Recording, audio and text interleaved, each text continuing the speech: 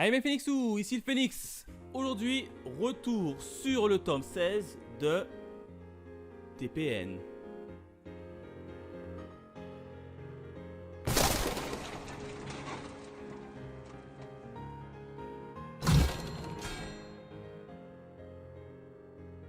Comme d'hab, on démarre directement avec la présentation de la jaquette. Jaquette qui est plutôt, encore une fois, très belle, hein, où on voit Emma et Ray dans une petite position très délicate, hein, et Ray qui sauve Emma dans quelque sorte. Donc, petite image plutôt sympa. On dirait qu'ils sont dans une petite bibliothèque, mais bon, je vous raconterai tout ça un peu plus dans les détails dans la partie review. Quatrième de couverture, c'est exactement la même couverture que le tome 15, c'est ça, hein, que le tome 15, sauf qu'au niveau de l'arbre, je crois que dans le tome 15 il faisait nuit, et dans le tome 16 c'est un peu le début de la journée, donc c'est exactement la même image, mais dans un moment de la journée assez différent, donc ce qui est plutôt sympa. En termes de bonus, on a quoi? On a la présentation des différents personnages qui ont beaucoup bougé.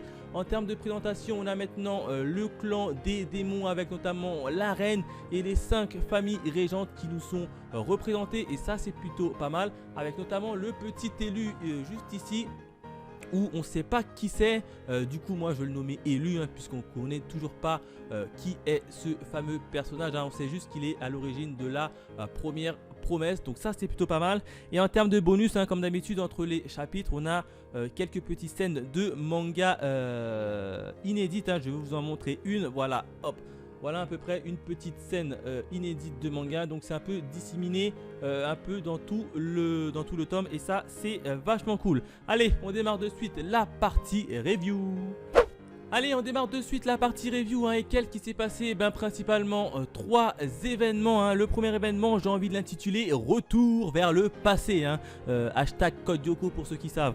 Alors qu'est-ce qui s'est passé dans ce fameux passé, hein? Et bien tout simplement on en apprend un peu plus sur la première promesse entre d'un côté les démons et les humains. Alors comment ça s'est passé, hein? Je vous fais rapidement un petit résumé, hein. Alors on sait que c'était la guerre entre les démons et les humains. Et puis le capitaine, c'était en fait un membre de la famille des Ratri. Il en avait tellement marre de la guerre qu'il a décidé de rencontrer le roi des démons et de faire un petit pacte pour arrêter tout simplement cette guerre. Alors le pacte il prévoyait quoi? Il prévoyait tout simplement de livrer un certain nombre d'humains aux démons pour que les démons en fassent un petit élevage, en fait, qu'ils fassent un élevage d'humains tout simplement. Sauf que le capitaine il est reparti dans son camp, et il a essayé de convaincre justement ses camarades, sauf que ses camarades ont tout simplement refusé de faire ce pacte là. Le capitaine est devenu très fou, hein. Il a dit ok, si vous voulez pas, alors tant pis pour vous, je vais vous forcer la main. Et il a tout simplement trahi le clan des humains, hein, puisqu'il a fait venir des démons dans le clan des humains en leur permettant de s'infiltrer, et il y a eu un gros massacre tout simplement, hein. Et voilà à peu près comment s'est découpillé ce premier pacte, on va dire ça comme ça. Donc c'était assez violent. Par-delà de ça, on apprend également que en plus du pacte entre les Ratri et le roi des démons, qu'il y a eu un second pacte, et mais cette fois-ci c'était une promesse qui a été faite entre les humains d'un côté, les démons de l'autre, et l'élu, hein, le fameux élu qui était là, qui est capable de réaliser pas mal de vœux. Alors qu'est-ce qui s'est passé? Alors d'un côté on a les humains qui sont proposés tout simplement à l'élu de séparer la terre en deux, hein, et de laisser vivre d'un côté les humains et de l'autre les démons. Et l'élu a tout simplement accepté, hein. Sauf qu'il y a un petit bémol, quand on fait une promesse et qu'on demande un truc à l'élu qui est capable de réaliser n'importe quel souhait, en retour lui il veut quelque chose. Alors du côté des humains, ce qu'il a mis en place, c'est tout simplement il fait d'accord, je vais réaliser votre souhait, mais entre contrepartie je veux que c'est ta famille, hein, un Ratri, qui va assurer le bon respect du pacte que vous avez passé entre vous et les humains. Et donc là t'as le Ratri qui est en face qui dit oh non, lui il avait fait tout ça pour essayer de stopper définitivement la guerre, et puis de se barrer, hein. Sauf que l'élu lui a dit non, malgré que tu as mis en place ce fameux pacte là, toi et toute ta descendance vont rester à peu près les gardiens de ce pacte pour voir si tout le monde respecte bien les enjeux. Donc là, il était un peu dépité puisque lui, tout ce qu'il voulait, c'était faire le pacte et se barrer. Du coup, il aura à sa charge avec sa descendance future de gérer tout ça. Et du côté des démons, qu'est-ce que l'élu voulait de la part des démons? Il voulait tout simplement le plus raffiné des humains une fois par an, tout simplement pour qu'il le bouffe. Donc c'est pour ça qu'il y a eu notamment la fameuse fête une fois par an de la Tifari, qui est un peu une fête des démons, alors qui leur permet également de livrer le meilleur mets, entre guillemets, le meilleur humain à l'élu pour satisfaire tout simplement ses besoins.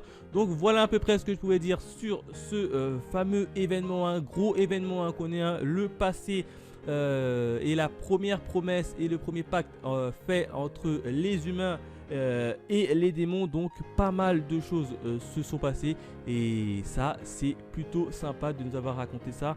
On comprend un peu plus l'engouement et la haine que vaut les humains face aux démons. Le deuxième événement, j'ai envie de l'intituler la mission d'Emma. Et oui, Emma qui est partie en compagnie de Ray à la quête des 7 murs pour pouvoir réaliser une nouvelle promesse. Et devinez quoi, elle réussit à rentrer et à résoudre l'énigme. Du coup, elle est habilitée à rencontrer tout simplement l'élu pour pouvoir faire une nouvelle promesse. Mais comme vous le savez, l'élu, lui, il accepte de résoudre n'importe quel vœu que tu souhaites faire. En contrepartie, il veut un objet ou une chose ou quelque chose en retour. Et là, tu as la promesse de Emma qui demande quoi? Qui demande tout simplement de récupérer tous les humains qui sont stationnés du côté de la terre des démons et de les transférer à la terre des humains. Et en plus de ça, elle veut que le passage entre humains et démons soit définitivement scellé. C'est-à-dire qu'on peut plus, les humains et les démons ne pourront plus passer d'une partie de la terre à une autre. Donc ça c'est plutôt intéressant, sauf que tu as l'élu qui est là, qui regarde Emma, qui dit d'accord, je vais résoudre ta fameuse demande, ton souhait tout simplement. Et là, t'as l'élu qui demande en contrepartie je voudrais une chose. Et puis t'as l'élu qui montre du doigt, a priori qui semble montrer Emma du doigt. Alors on ne connaît pas encore ce qu'a réellement demandé l'élu, mais pour moi, à mon avis, il a demandé que Emma reste à ses côtés pour tout simplement jouer avec lui. C'est comme ça que je vois les choses. Ça c'est une hypothèse, ce truc. Ça n'a pas encore été confirmé, mais je pense que ça va être ça parce que je vois que ça. Et Emma a priori, Emma a dit oui, puisque Emma elle est capable de sacrifier sa propre vie, comme on le sait, pour celle de ses chers petits camarades et bambins. Donc voilà, Emma a résolu cette nouvelle promesse. Autre chose également que je voudrais revenir, c'est tout simplement que la promesse que Emma a faite, c'est exactement celle de Norman. On est bien d'accord, Norman, lui, il veut exterminer définitivement les démons. Alors certes, c'est directement par sa propre main, entre guillemets, à lui. Mais Emma, en fait, en faisant cette promesse, ça reviendrait exactement au même. Puisque comme vous le savez, les démons ont besoin des humains pour survivre. Si Emma retire tous les humains et les transfère dans la terre des humains et scelle le passage, au final, les démons, qu'est-ce qu'ils vont faire? Ils vont régresser et puis ils vont disparaître tout seuls. Donc au final, c'est comme si c'est l'équivalent du génocide que Norman veut faire. Au final, Emma a exactement, la promesse d'Emma aura exactement la même conséquence. Alors je sais pas si c'est moi qui ai mal compris, mais Norman lui veut liquider tous les démons. Elle voulait pas, elle voulait cohabiter avec les démons. Sauf qu'en retirant tous les humains, au final les démons ils vont régresser, ils vont mourir. On est bien d'accord, c'est ce qu'il nous avait dit. C'est ce qui nous avait été dit un peu plus tôt dans le tome précédent. Les humains ont besoin, les démons ont besoin d'humains pour survivre. Hormis le clan des Sangs Maudits, eux non. Mais aujourd'hui, le clan des Sangs Maudits, ils sont très peu, ils sont une minorité. Donc c'est ça que j'ai pas très bien compris. Emma est prêt à sacrifier les démons pour réaliser cette promesse. Mais Norman, il fait exactement la même chose, mais certes de manière beaucoup plus radicale. Mais au final ça revient au même. Alors j'ai pas très bien compris ce passage, hein. Dites-moi dans les commentaires ce que vous en pensez. Enfin, le troisième événement, j'ai envie de l'intituler la filature. Et oui, hein, maintenant que Norman a eu la confirmation de l'existence du clan de la fille au sang maudit, lui, tout ce qu'il veut, c'est la récupérer et la liquider, hein.